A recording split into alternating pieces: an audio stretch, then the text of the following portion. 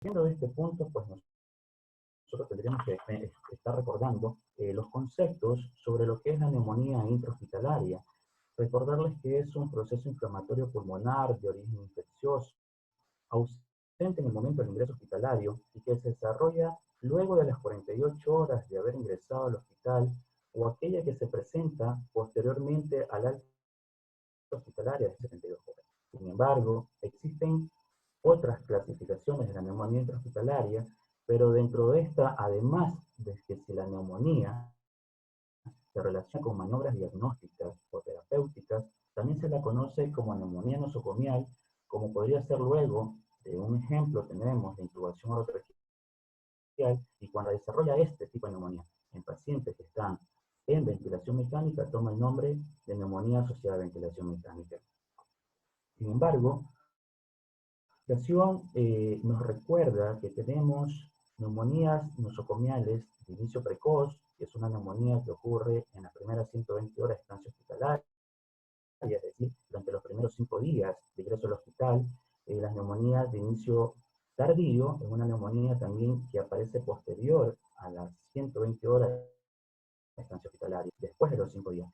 Algunos autores mencionan que estas neumonías, tanto precoz como las neumonías de tipo tardío, pueden manifestarse antes de los 4 días o posteriormente a los 5 días. Otros autores mencionan a los 7 días. Generalmente nosotros, bueno, en la etapa de formación, nos mencionaban que para clasificar este tipo de neumonía tenemos que ir como punto de corte en 4 días y mayor a los 5 días para el tardío también. Las neumonías, la neumonía asociada a la ventilación mecánica, prácticamente que en pacientes con vía aérea artificial, llega a presentar más del 80% de las neumonías adquiridas en las unidades de cuidados intensivos. Y ahí hay importancia de recordar estos tipos de conceptos. Básicamente que les había mencionado que se reconocen dos subgrupos de neumonía intrahospitalaria, la temprana y la tardía, pero estos cuadros es para recordarles que en ellos, tanto en la temprana como en la tardía, existen patógenos que son causantes de estos cuadros que se van a presentar en estos pacientes. Por ejemplo, tenemos en la neumonía de inicio temprano, que es aquella que aparece en los primeros días de ingreso. Por ejemplo, esta funciona que en menos de 4 y 7 días está causada por bacterias de la comunidad que colonizan habitualmente la orofaringe. Principalmente tenemos el neumococo, el Haemophilus influenzae, los Staphylococcus aureus, sensibles a methicilina. Mientras que en la tardía tenemos cuando son patógenos que una neumonía que se desarrolla después de este periodo de tiempo. Pero sin embargo, esta está causada por patógenos que colonizan la orofaringe durante el ingreso. ¿Qué significa esto? Que para esto nosotros tenemos que tener muy presente cuál es la etiología de los hospitales o cuál es la etiología de la sala en donde nosotros vamos a estar trabajando en relación a lo que se nos viene posterior. Esto aquí es en relación a catalogar a los pacientes para su tratamiento que van a recibir oportunamente. En relación a la epidemiología, podemos mencionar que es segunda en la causa de infección intrahospitalaria, tiene prácticamente un incremento de estancia hospitalaria entre 7 a 9 días. Esto depende, no es algo completamente relativo, porque podemos llegar a tener pacientes que están hospitalizados y prácticamente van a tomar más de 9, 10, 15 días, dependiendo del número de patologías. Recordemos pacientes que están en los unidades de cuidados intensivos por diferentes patologías, que no generalmente tienen un tiempo definido para estar en dichas áreas. Estos pacientes son pacientes completamente críticos, pacientes graves que están con pronósticos muy reservados, generalmente llegan a tener hasta un mes, un mes y medio, y pues prácticamente es algo que hay que tenerlo también presente. Se presentan generalmente entre 5 a 10 casos de 1000 pacientes hospitalizados. De allí es lo que les mencionaba, que es algo muy frecuente. Está entre 6 y 20 veces terminan estos pacientes en ventilación mecánica. Son responsables aproximadamente del 25% de las infecciones en unidades de cuidado intensivo y tienen una mortalidad aproximadamente de un 30 a 70%. Este aquí es un cuadro que prácticamente está representativo por las bacterias que van a ocasionar este tipo de patologías. Fue un estudio hecho prácticamente por diferentes autores de la Sociedad Argentina de Infectología, en conjunto con la Sociedad Argentina de Terapia Intensiva, en la cual mencionaban que hacen muy hincapié que uno de los prácticamente agentes causantes que va a la cabeza de la pseudomonas aeruginosa con un porcentaje del 21 al 24%, mientras que las staphylococcus se encuentran en un 21 a 7%. Sin embargo, existen otros tipos también de agentes que pueden causar este tipo de patologías, como vemos la cinetobacter, los staphylococcus, las enterobacterias, la hemófilos, la moxarella catarralis, algunos otros gram positivos, como el Staphylococcus coagulase negativo, Streptococcus pneumoniae, el Streptococcus y enterococos. Sin embargo, hay que tenerlos presentes, como les mencionaba anteriormente, para posteriormente ver los esquemas de tratamiento que vayamos a estar utilizando. En base a la patogenia es multifactorial y puede explicarse por estos 4 mecanismos que vemos nosotros en la diapositiva. El más frecuente de ellos es la microaspiración orofaringea gástrica. También tenemos por inoculación directa, por equipos de tratamiento diagnósticos, por vía hematógena, por focos prácticamente alejados, por translocación bacteriana de gérmenes del tubo digestivo que atraviesan la mucosa intestinal. La patogenia también hay que resaltar en ellos prácticamente la aspiración orofaringea gástrica, debido a que en estos pacientes la cavidad orofaringea es colonizada por bacilos gram negativos o Staphylococcus aureus. Se ha comprobado que la pseudomonas aeruginosa coloniza selectivamente el árbol traqueobronquial de los pacientes que están en ventilación mecánica. Sin embargo, en esta colonización selectiva es importante también tener presente lo que es la microaspiración gástrica, que es uno de los primeros factores que influyen en la patogenia. La microaspiración gástrica a nivel de la cavidad gástrica es estéril en condiciones normales por la acidez del cubo gástrico, pero cuando este pH gástrico es mayor a 4 favorece la colonización de microorganismos. La alcalinización gástrica más la colonización de bacterias se ven favorecidas por la nutrición integral. ¿Qué significa esto? Prácticamente que el estado nutricional del paciente desempeña un papel primordial, porque a mayor grado de desnutrición, mayor sería la adherencia a las células de la mucosa bronquial por dichos organismos, ¿sí? Entonces, nosotros, las zonas nasogástricas cumplen un papel importante en este tipo de pacientes, debido a que con frecuencia los pacientes que están con este tipo de patologías, principalmente los que están con neumonía asociada a ventilación mecánica, que llevan este tipo de instrumentación, favorecen la apertura y la incontinencia del esfínter esofágico inferior con el consiguiente riesgo de regurgitación. Y posteriormente va a haber una colonización retrógrada de la orofaringe por el jugo gástrico contaminado hacia las vías aéreas. Y estos mecanismos prácticamente van a alterar, esta zona nasogástrica va a alterar los cierres glóticos a nivel de estos pacientes. ¿Por qué les hago hincapié en esto de aquí? Debido a que el riesgo de broncoaspiración o de aspiraciones es frecuente en estos pacientes que están en unidades de cuidados intensivos prácticamente, que pueden llegar a presentar asociada a ventilación mecánica. ¿Qué es lo que pasa con los pacientes en relación a su patogenia? En uno de los siguientes puntos, hablando de la inoculación directa por equipos de tratamientos glóticos. Esta es una imagen que muestra prácticamente un paciente que va a ser sometido a ventilación mecánica y que prácticamente está intubado. Pero sin embargo, en esta gráfica que vemos un tubo endotraqueal con su balón, estos balones que estamos señalando acá, aunque están diseñados para controlar la presión ejercida sobre la pared de la tráquea para evitar un daño traqueal, favorecen los pliegues a lo largo de la superficie del contacto de la tráquea.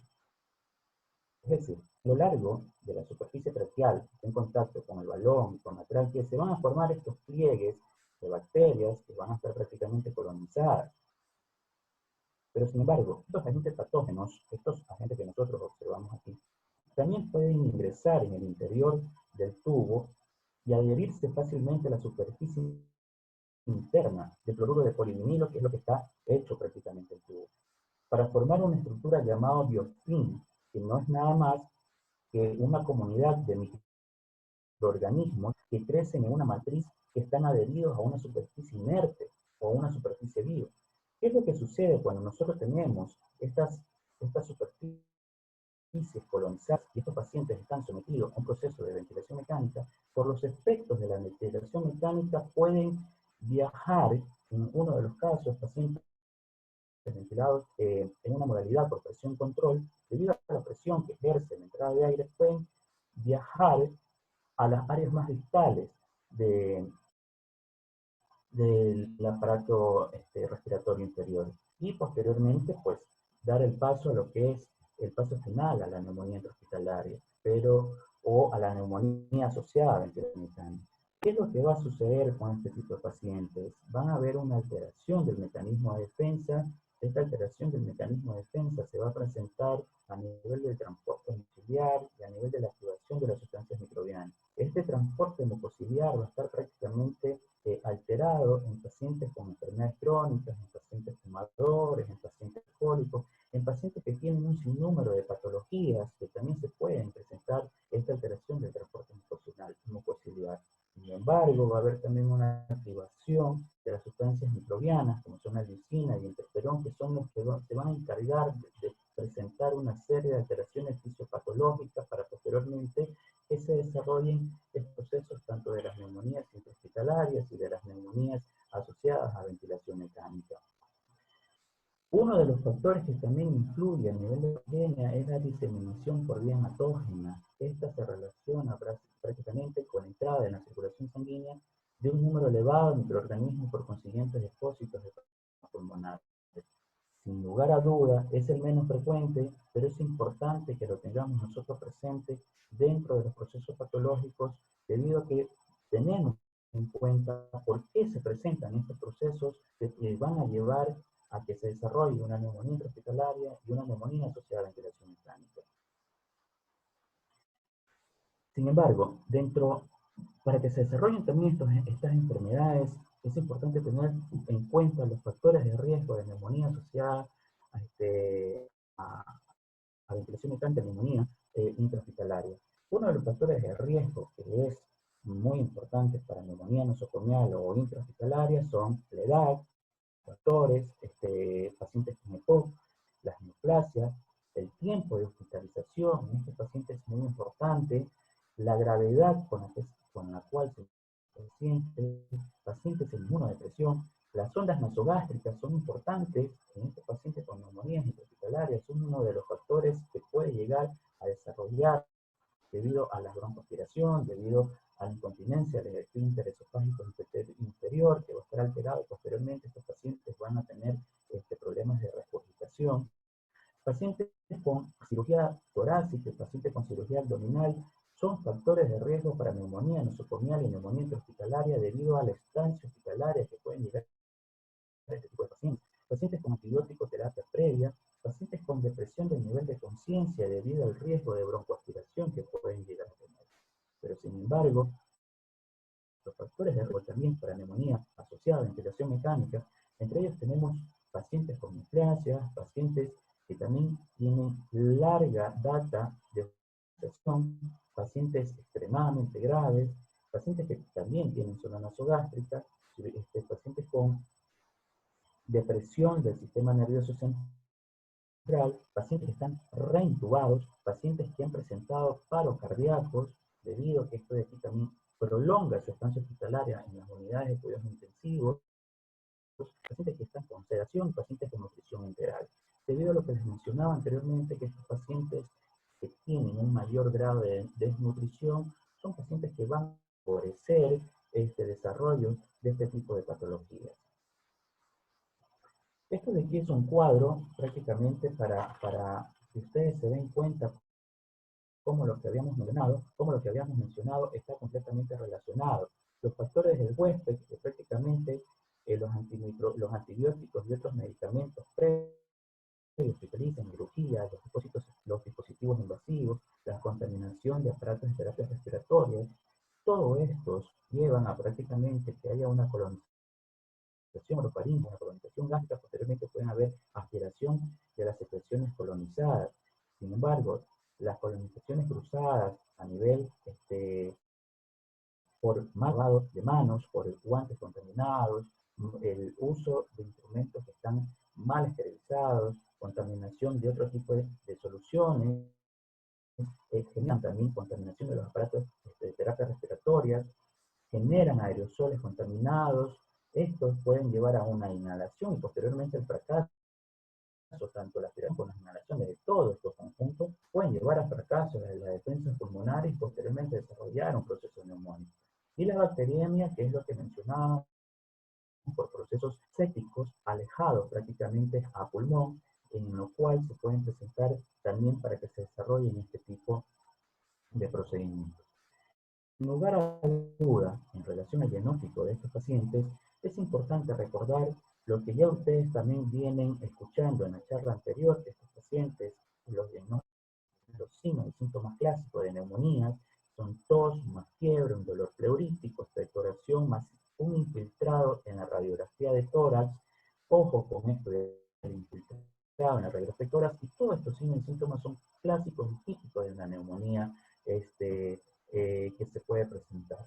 Pero sin embargo, si nosotros asociamos todos estos signos y síntomas que acabamos de mencionar y estamos ante la presencia o la sospecha debido a que el diagnóstico de la neumonía intrahospitalaria y asociada a ventilación mecánica va a ser netamente por una sospecha diagnóstica, un diagnóstico microbiológico y exámenes complementarios que son la radiografía de tórax, posteriormente la utilización de una tomografía de tórax, y vamos a ver también cómo ingresa la ecografía en estos pacientes, como lo vinieron escuchando también en las charlas y en la charla anterior.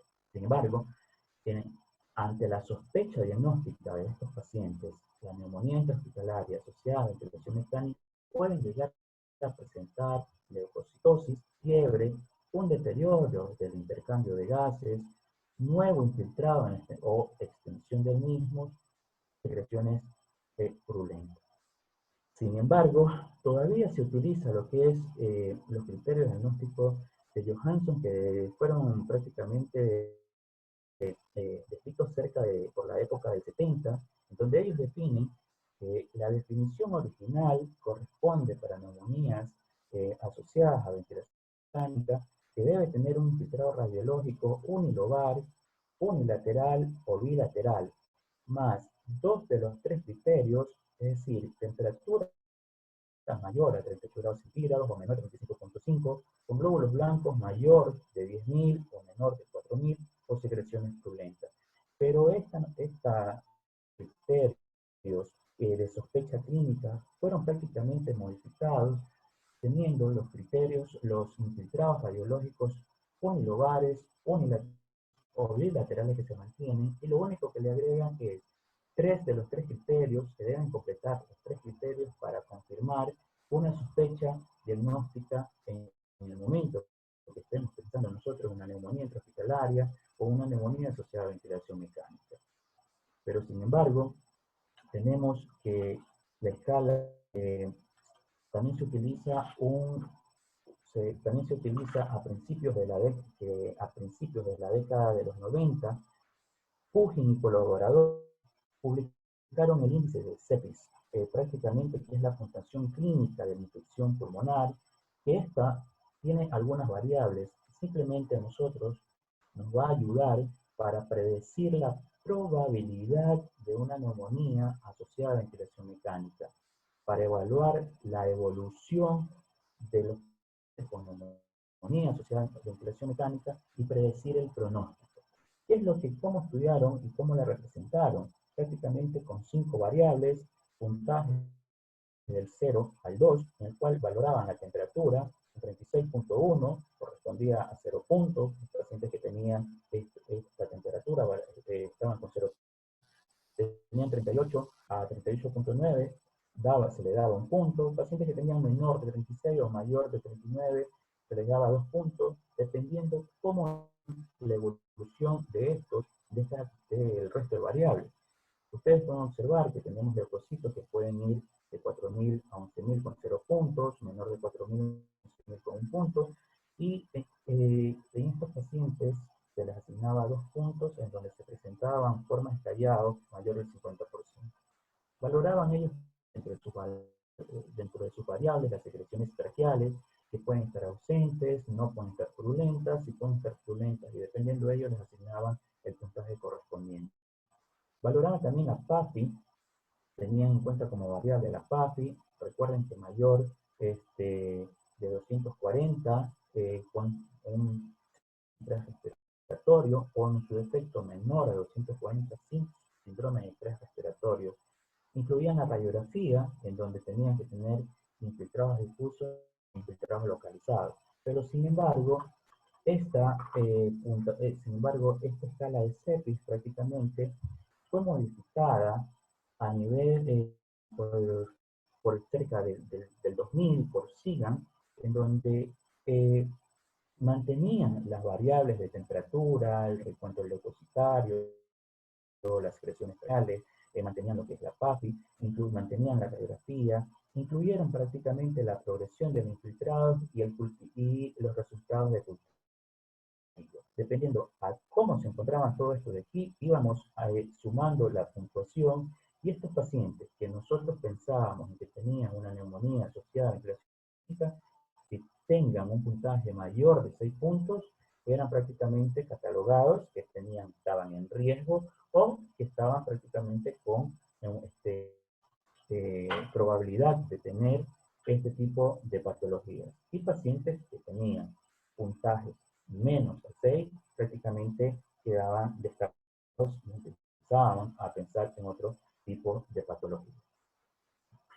En relación a su diagnóstico microbiológico, es importante prácticamente que el diagnóstico microbiológico determina la etiología y permite confirmar el diagnóstico y enfocar el tratamiento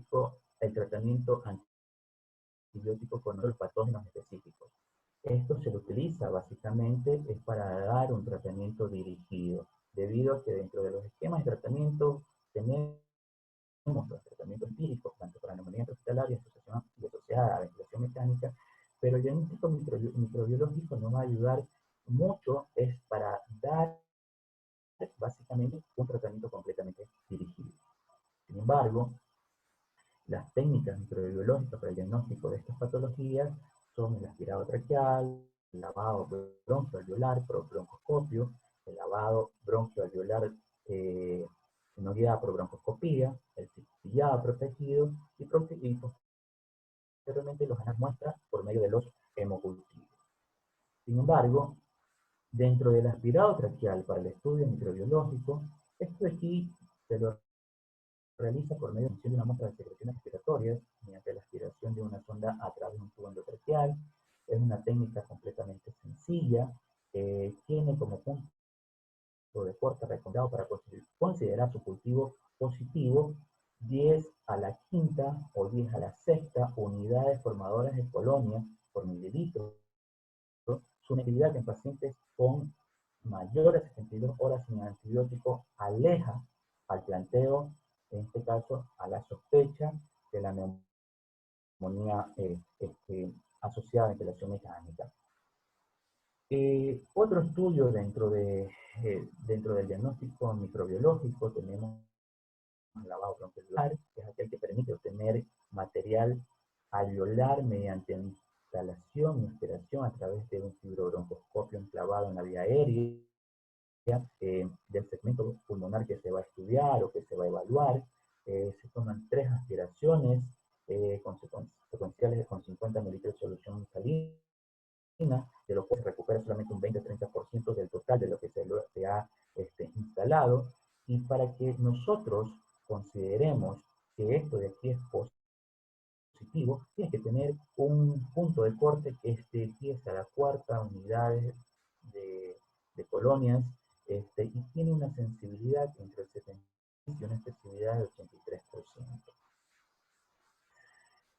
Otro de los diagnósticos microbiológicos es el catéter telefospado, que prácticamente que va protegido por dentro de un doble tubo, un doble catéter para disminuir la posibilidad de contaminación durante el momento que se está obteniendo.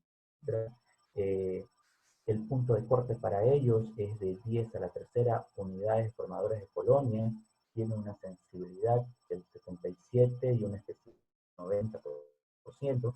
Son prácticamente estudios que se los utilizan con la intención de aislar prácticamente el patógeno que nosotros estamos sospechando que está ocasionando este tipo de patologías. Dentro de los diagnósticos imagenológicos, a la cabeza tenemos una radiografía de tórax, una radiografía simple de tórax o una radiografía portátil de tórax dentro de las unidades de cuidado intensivo, que es el elemento considerado esencial en la mayoría de los casos. Sin embargo, es lo más común que tenemos, es lo que generalmente se lo utiliza, pero hay que ser muy precavido con esto de acá, a pesar que en todos lados podemos solicitar nosotros una radiografía portátil de tórax, mucho más cuando está en una unidad de cuidado intensivo, pero hay que tener, ser muy precavido con lo que vamos a ver en la radiografía. Es un instrumento que es muy fácil de utilizarlo, pero que nos da mucha información que nos puede llegar a confundir con el diagnóstico que nos estamos nosotros sospechando. Es difícil de interpretar y aporta limitada información en pacientes con asistencia respiratoria mecánica. ¿Debido a qué? Debido a la posición inadecuada del paciente en ciertas ocasiones, eh, debido a artefactos por otros dispositivos que tiene el paciente. Eh, Podemos encontrar también derrames, edema pulmonar, atelectasia, aspiración, tiene una pobre correlación con estudios histopatológicos, es un estudio que sobrediagnostica, es decir, nos puede dar muchas ideas de qué es lo que está pasando con el paciente, que la persona que es poco experimentada en ver una radiografía prácticamente nos puede llevar a hacer confundir con el diagnóstico. Es de ahí la importancia que hay que se la utiliza, se la recomienda, no digo que no se la utiliza, se la usa, el método de imagen más utilizado, pero hay que tener mucha precaución con lo que nosotros estamos observando, debido a que la radiografía nos va a dar mucha información, ¿sí?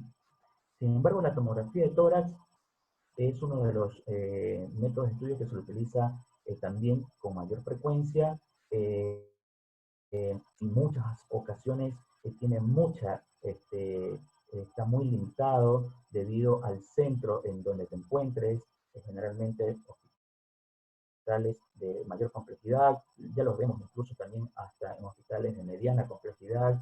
La mayor parte de los hospitales cuentan con tomógrafos donde podemos hacer estos estudios para ver diferentes infiltrados que se pueden presentar en este tipo de pacientes, pero sin embargo pueden llegar a ver situaciones en las cuales hay pacientes que están completamente pero muy graves, en condiciones muy críticas, en diferentes unidades cerradas, que a veces es imposible tratar de bajar al paciente para que se realice este tipo de estudios, ya sea que el paciente porque está inestable hemodinámicamente, pero estábamos pensando en una neumonía intrahospitalaria, perdón, en una neumonía asociada a ventilación mecánica, debido a que el paciente no sale o no se resuelve el cuadro, o hay otro tipo de cosas que nos están haciendo prolongar el manejo de estos pacientes.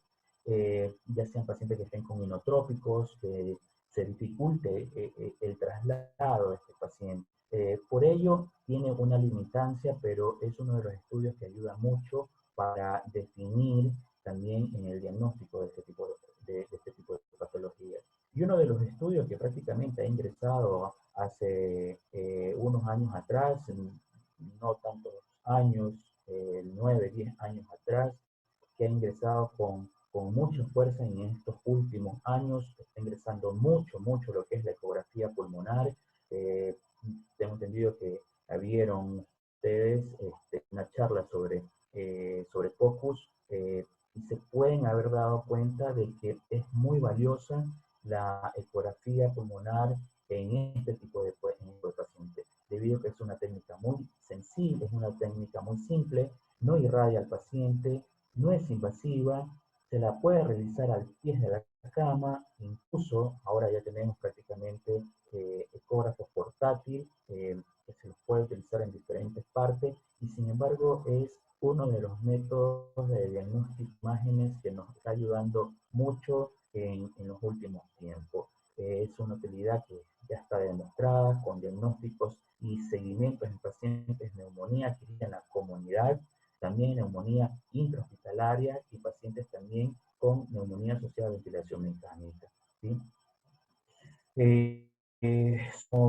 Para que ustedes recuerden un poco que mediante la ecografía en estos pacientes, en estas dos patologías, se pueden encontrar consolidaciones pleurales pequeñas, consolidaciones lobares o hemilobares, pueden observarse también broncogramas dinámicos, y no solamente este tipo de cosas que les estoy mencionando. Es un medio de diagnóstico imaginológico que nos va a ayudar, nos va a aportar mucha información y es de gran utilidad y se lo puede realizar al pie de la cama del paciente. Sin embargo, para hablar en base a lo que es el tratamiento, hay que tener presente que la rápida identificación de pacientes infectados, una selección adecuada del antibiótico desde el comienzo, va a ser el factor de gran impacto en el pronóstico del paciente con neumonía intrahospitalaria.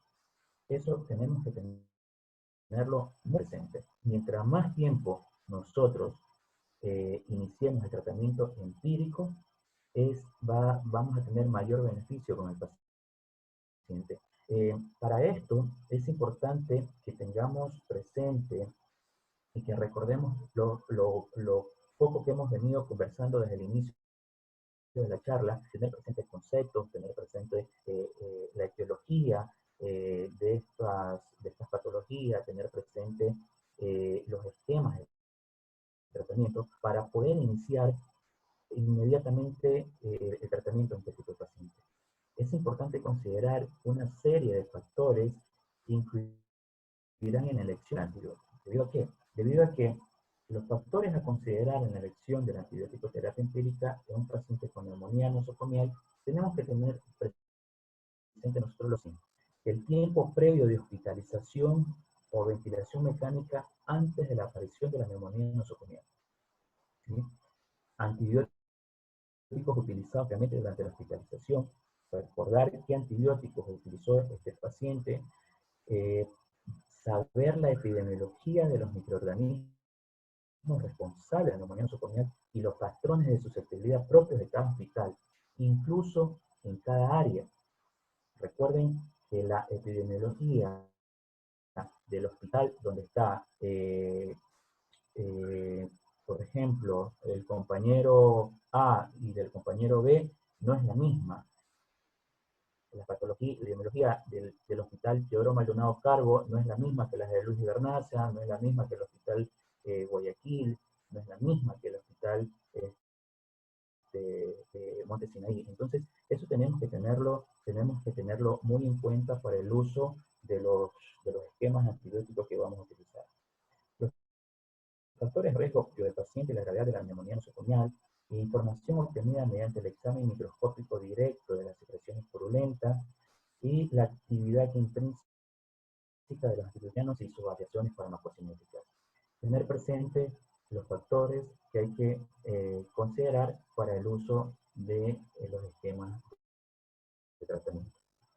Este es un cuadro que fue prácticamente realizado en el 2018 por las sociedades de infectología, de la Sociedad Argentina de Infectología y la Sociedad Argentina de Terapia Intensiva en relación a cómo manejar lo que es la neumonía intrahospitalaria. Ellos la catalogaron prácticamente, es un cuadro que recién tiene 2 años que salió y se utiliza mucho. Estos pacientes prácticamente fueron catalogados en 2 grupos.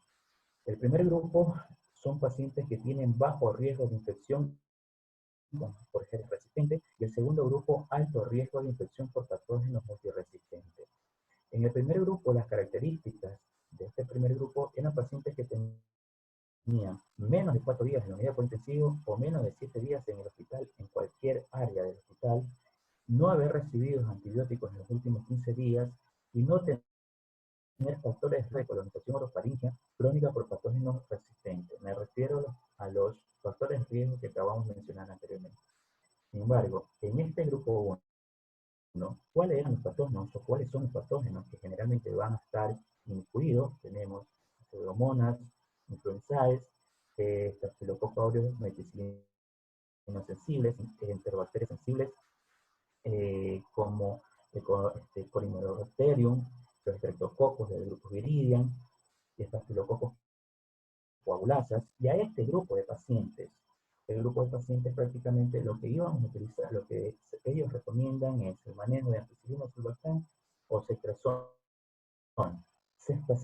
cefotaxima o las nuevas fluoroquinolonas como levofloxacina o moxifloxacina. Sin embargo, en el grupo 2, en pacientes que presentan alto riesgo de infección por patógenos multiresistentes, es decir, los pacientes que tienen ingresados más de 4 días en unidades de cuidados intensivos o mayor a 7 días en hospital en cualquier área y que tienen haber recibido y que recibieron antibióticos en los últimos 15 días con otros factores de riesgo que van a colonizar orofaringe, o en pacientes que tuvieron algún tipo de cirugía por neurocirugía, por traumatismos, cirugías abdominales, de tórax, y que tienen mucho tiempo hospitalizados, los patógenos que van a estar en este tipo de grupos son la Pseudomonas aeruginosa, el Acinetobacter, las enterobacterias multiresistentes y Staphylococcus aureus meticilino resistente. Para estos pacientes en las neumonías intrahospitalarias, los esquemas antibióticos generalmente recomiendan ellos son coberturas para gran negativo, teniendo en consideración los patrones de resistencias locales. Esto se refiere a las unidades hospitalarias donde ustedes están laborando. Los carbamazepine, como en el caso del imipenem, el meropenem, oxazepine, ceftazidina o piperacilina tazobactam, ¿sí? Más un tratamiento combinado con aminoglucósidos, puede ser ciprofloxacina, dependiendo, o puede ser glucopéptidos como vancomicina o linezolid.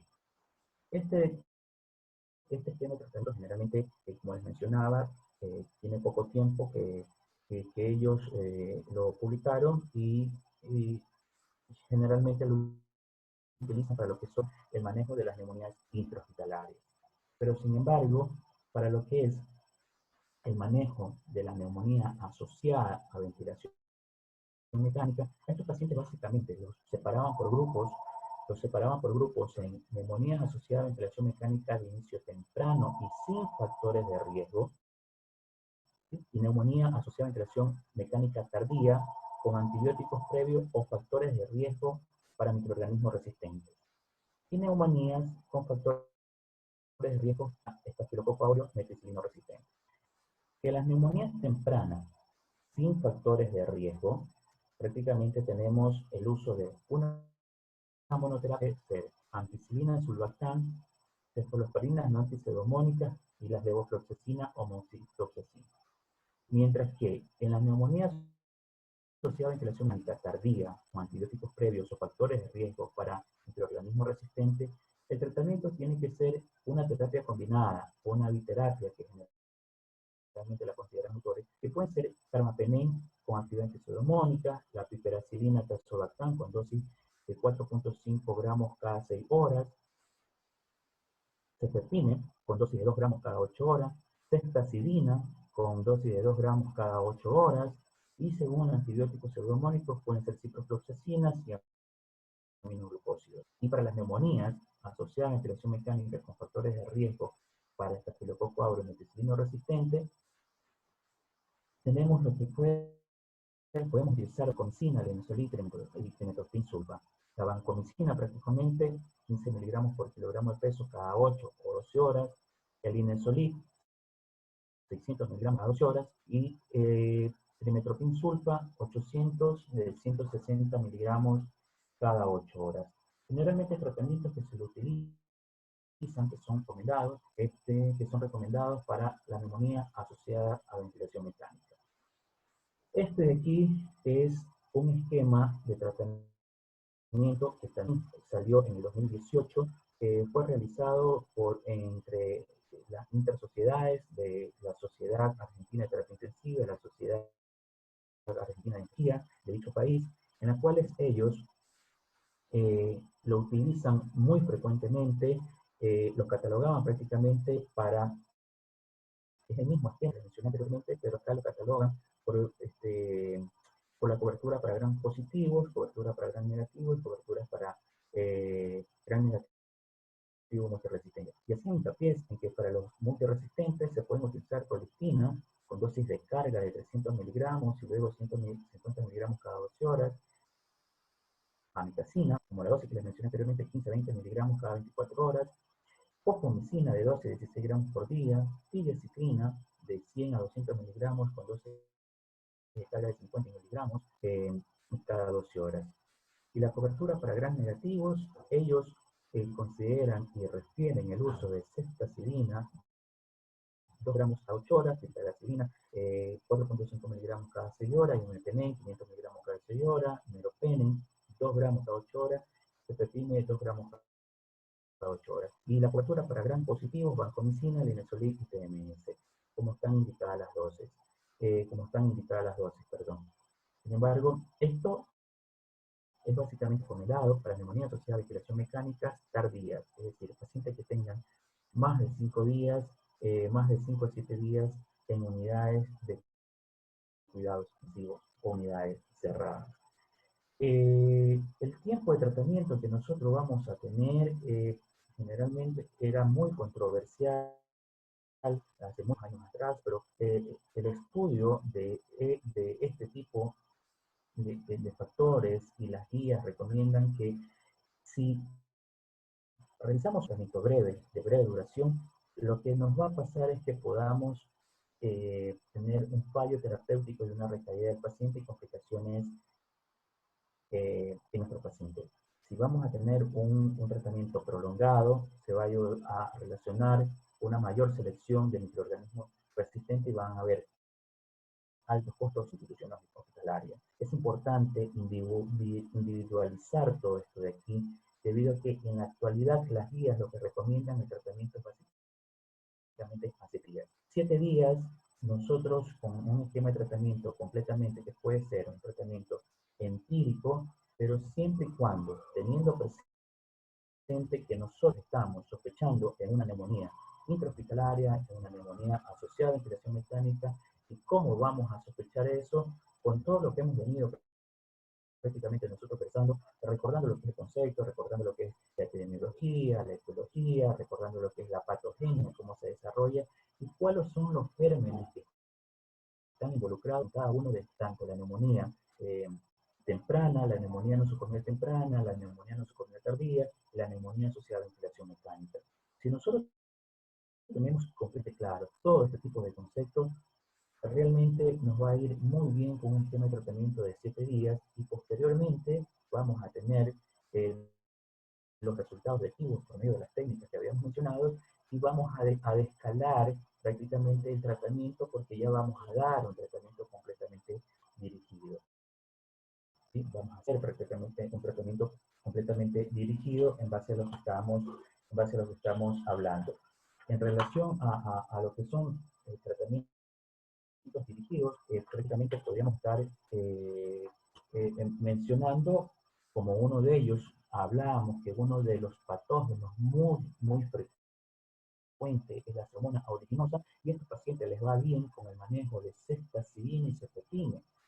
Pacientes con Acinetobacter baumannii también utilización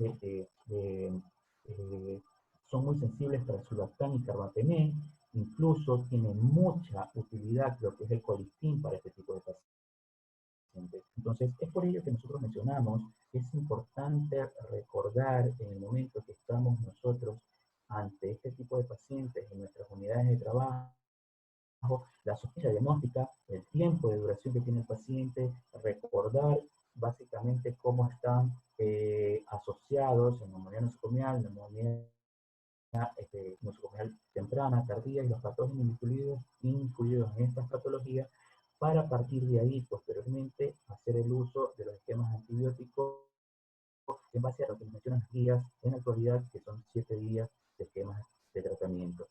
Y este tratamiento puede ir básicamente de la mano con el estudio de biomarcadores con proteína C reactiva y procalcitonina, que prácticamente nos van a ayudar a nosotros para ver cómo poder ir escalonando, cómo va el esquema de tratamiento con este tipo de pacientes. Y por último, algunos estudios también requieren los cultivos seriados, que pueden ser cada 3 o 4 días. En muchas unidades eh, realizan el manejo de los cultivos sin tratamiento o posteriormente al final del tratamiento. Se usa también lo que son antibióticos para el esquema de tratamiento, los antibióticos nebulizados, que se aplican directamente en el sitio de acción, por lo que alcanzará en mayores concentraciones, menor absorción sistémica, con lo que disminuyen su toxicidad. Dentro de los antibióticos que generalmente se usan con mayor frecuencia de manera inhalada tenemos la ampicilina a dosis de 500 miligramos cada 12 horas, el colistin de 300 a 900 miligramos cada 8 horas, la vancomicina de 250 a 500 miligramos cada 12 horas. Algunos autores, hay dos tipos de estudios, unos que mencionaron por medio de la ceftazidina de 500 miligramos cada 6 horas. Yo no lo he trabajado, no lo he visto trabajar, no he visto un tratamiento realmente en base a la ceftazidina, tengo que ser mucho. Lo he leído, sí, he leído que existen dos tipos de estudios, que prácticamente unos mencionan que sí hay eficacia, otros mencionan que no hay eficacia, pero realmente en la práctica clínica no lo he utilizado. Lo que generalmente hemos utilizado, lo que es la ampicilina, colistin, vancomicina, y con las dosis que acabamos de mencionar. Y posteriormente, pues ya para ir finalizando, tenemos lo que son las recomendaciones para la prevención de neumonía asociada a ventilación mecánica. Dentro de estas recomendaciones tenemos, según el nivel de grado de visión, evitar la intubación orotraqueal y promover la ventilación invasiva siempre que sea posible. Esto es tenerlo presente. Siempre que sea posible, tratar de evitar la intubación orotraqueal. Pero en el medio que nosotros nos desarrollamos, en el medio que estamos incluidos, generalmente esto, siempre que sea posible, realmente se nos hace imposible. Ahora, con el tema prácticamente de lo que estamos viviendo a nivel mundial, ustedes saben perfectamente que no se puede utilizar ventilación mecánica invasiva de los pacientes que desarrollan neumonía por la patología que estamos viviendo por este tipo de pandemia, todo está en intubación orotraqueal. Pero igual hay que tenerlo presente. Realizar vacación de sedación en forma diaria en pacientes sin contraindicaciones es nivel de evidencia de grado 1. Hacer pruebas de ventilación espontánea diaria en pacientes sin contraindicaciones es evidencia también grado 1. Cambiar los circuitos respiratorios cuando están visibles, completamente sucios o con disfunción, se lo considera como evidencia grado 1. La higiene oral con clorexidina, control de pacientes sin sedantes, la movilización temprana y el ejercicio en pacientes asociados a ventilación mecánica, utilizar tubos endotraqueales con aspiraciones subglóticas para los pacientes que espera que estén en ventilación mecánica más de 48 horas, realizar esterilizaciones o desinfecciones adecuadas de los equipos, elevar la cabecera a 35-45 grados para evitar los riesgos de broncoaspiración, remover las condensaciones de los circuitos frecuentemente, evitando el drenaje hacia el paciente, aspirar secreciones previa a movilizaciones y mantener el manguito de presión del tubo entre 20 y 22 centímetros de agua. Generalmente son recomendaciones que también las sacaron en el 2018 el Comité de Sociedades de la Sociedad Argentina de Terapia Intensiva, la Sociedad Argentina de Infectología, que básicamente las utilizan mucho ellos allá, pero se las pongo como para tener presente cuáles son las recomendaciones para la prevención en este tipo de pacientes que puedan llegar a tener neumonía asociada a ventilación mecánica. El pronóstico en relación a ellos, pues prácticamente la mortalidad de la neumonía con ventilación mecánica tardía sería un 4-50%, pudiendo ser un 76% en pacientes susceptibles con microorganismos agresivos. Aumentan los tiempos de asistencia respiratoria mecánica, estadía en la terapia intensiva y estadia hospitalaria, tienen repercusión sobre el estado de base de pacientes con mayor utilización del sistema de salud y los costos hospitalarios prácticamente son altos. Por último, tenemos nosotros las conclusiones, prácticamente que es importante, complicaciones de pacientes en asistencia respiratoria mecánica asociada con elevada mortalidad y costos existenciales, como lo mencioné.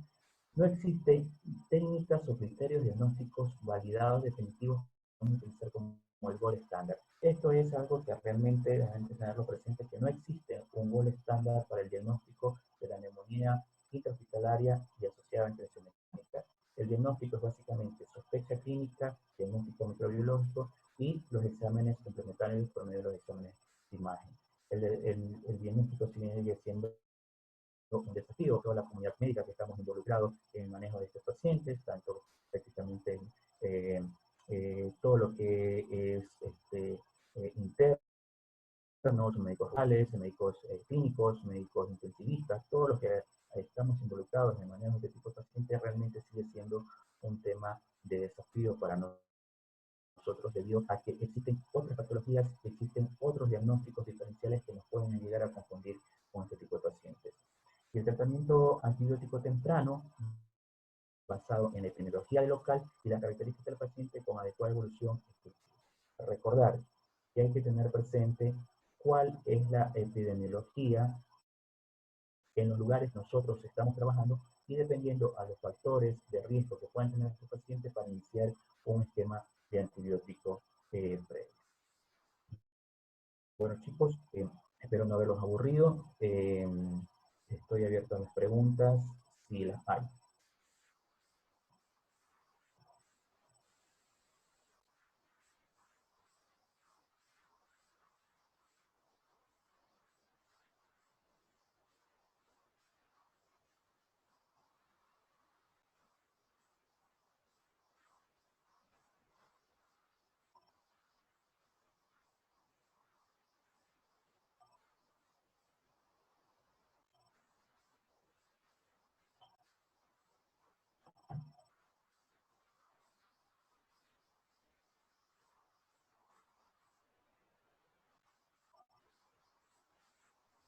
Hola, buenas noches, Doc. Disculpe, parece que se me ha dañado Hola. mi mouse. No, Eh, no, tranquilo, David. ¿Cómo está? Sí, gracias por su exposición. Buenas noches con todos. No sé si alguien del público tenga alguna pregunta para el doctor Carlos Vera, por su brillante exposición. Y siempre preguntando, ¿no? ¿Qué es lo que ocurre en nuestro país y qué es lo que ocurre tal vez en otros países, ¿no? Que tal vez llevan un poquito más de distancia en relación al nuestro. Sobre el eco pulmonar, su uso y su utilidad, todos sabemos de que ya está demostrándose los beneficios, más que todo en los pacientes que vienen con insuficiencia respiratoria. La aplicación de protocolos distintos, desde Daniel Lichtenstein, que viene utilizando todo esto y nos viene enseñando un poco de patologías que podemos diagnosticar o nos puede ayudar a diagnosticar con la ecografía pulmonar.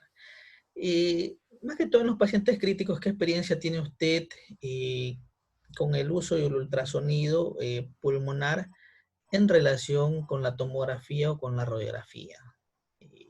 Sus experiencias, cómo le ha ido, ha ayudado a diagnosticar procesos infecciosos más tempranamente, porque usted sabe que hasta nosotros trasladar al paciente a una radiografía, trasladar al paciente hasta una tomografía, perdemos unos minutos vitales que pueden ser importantes para la sobrevida del paciente. ¿Qué experiencia tiene usted con el ultrasonido Claro. pulmonar en neumonía asociada a ventilación mecánica o en cualquier tipo de proceso respiratorio?